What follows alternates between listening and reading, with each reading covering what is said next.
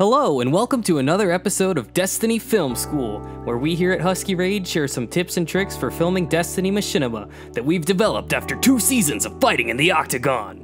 Or, in this case, filming Destiny cops. Last time, we took a look at general camera work and the basics of filming, so today we're covering how to film in public spaces. Now, the most important piece of advice we can give you for filming in public spaces can be summed up in one word: don't.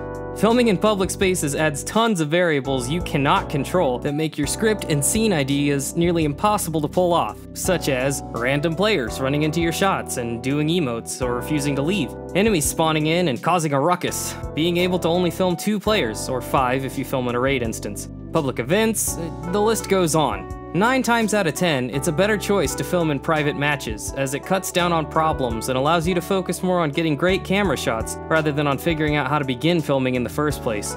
Now, of course, we aren't here to tell you all how to live your life, so if you decide your scene just needs to take place in a public space, let's cover the best way to do it.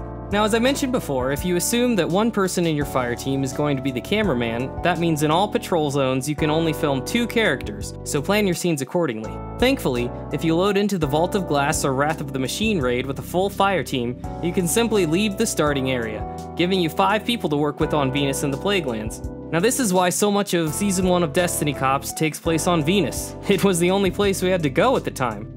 Of course, you can take the route of running into random players, spamming them with messages, having them invite one of your cast members to join their fire team, making your friend the party leader, and then asking the random player to leave, but this can take a very long time. The payoff of having more than 6 people in a scene isn't really worth the effort, and if you really have to do this for a camera shot, we'd recommend sending everyone in your party into their own patrol separately to maximize the number of random players you might happen to come across. Speaking of random players, let's talk about avoiding them. If you're filming in a public space, it's inevitable that random players will wander into shots and often begin wildly shooting, dancing, and generally harassing you and ruin whatever you're trying to film. Now, always remember that when you're approached by a random, that their vision is based on movement. Do not shoot back at them. Do not wave or emote at them. Do not even touch your controller. Just put it down on the ground and wait. The random, realizing you're not very fun to mess with, will soon run off to find a new victim. Lastly, while you can't do anything to stop public events or taken invasions, you can deal with the constantly spawning enemies on patrol maps. After killing a full wave of enemies, sending a player to hang out near where they spawn will prevent them from spawning until that player leaves. It could be a good idea to bring a designated person to be your monster blocker, although their job is a boring, thankless one. If you want your shots to include enemies, just make sure that your cameraman doesn't get shot. You can't ever count on the AI to ignore you.